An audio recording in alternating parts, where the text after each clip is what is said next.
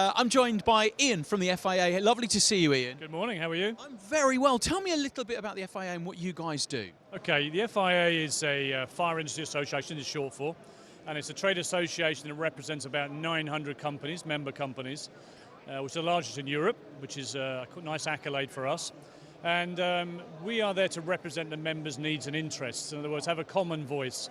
As an individual company, it's very hard for them to be heard about their views on certain products, systems, ways of doing things. So we collectively bring those together under 7 councils and operate and focus on extinguishing, fire detection, portable extinguishers, things like this.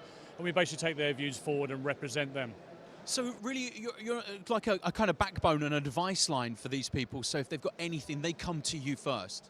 Yes, we do. I mean, we actually work together. I mean, we are the membership. I mean, it's a not-for-profit organisation, so there's nothing there that we're looking for profitability. It's all about bringing everybody together, and value for money to them is about getting their voice heard. Added to this, we also do training. We train thousands of people every year, and we just become an awarding organisation, which basically sets nationally recognised qualifications to level 3. It's been a hard slog to get there. I don't think anybody realised what level 3 really meant, us included, but we're getting there. And this now actually defines competency, I suppose, in the market. So one of the words you keep hearing in the reports post-Grenfell is about competency, and we're actually defining that by saying, to be qualified in this particular field, you need to have this.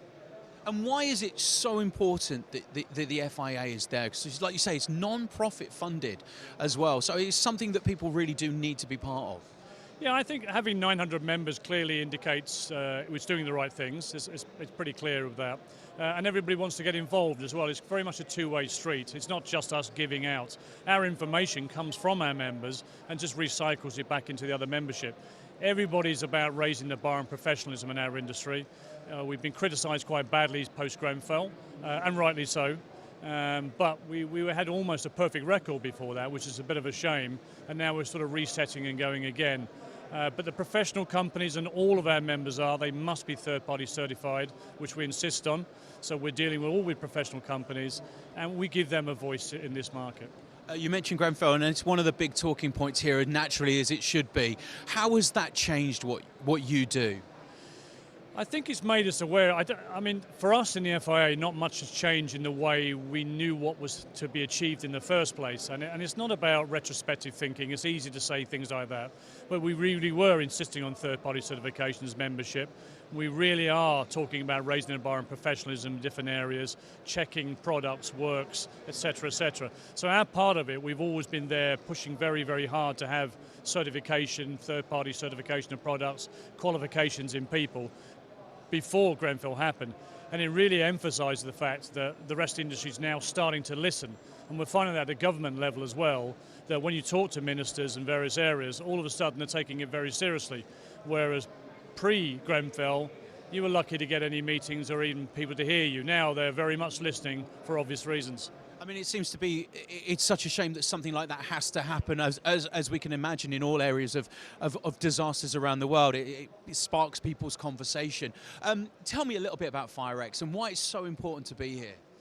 Well, I think it's very solid for us in a way that the networking is a big thing. I mean, everybody calls these networking areas, I mean, it's a bar, but it's a networking area. And people come to meet other people.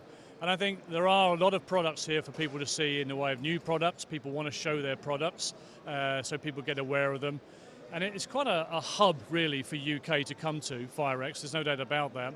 And it's probably one of the strongest shows in the world. There are a few around that are nearly as good as this. I happen to think this is the best one, personally.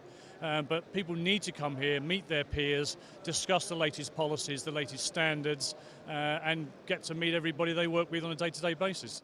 You had me at networking. You can call it a bar or networking. I'm happy either way. Should we grab one? Sounds good to me. Perfect. A pleasure. I bet they're free.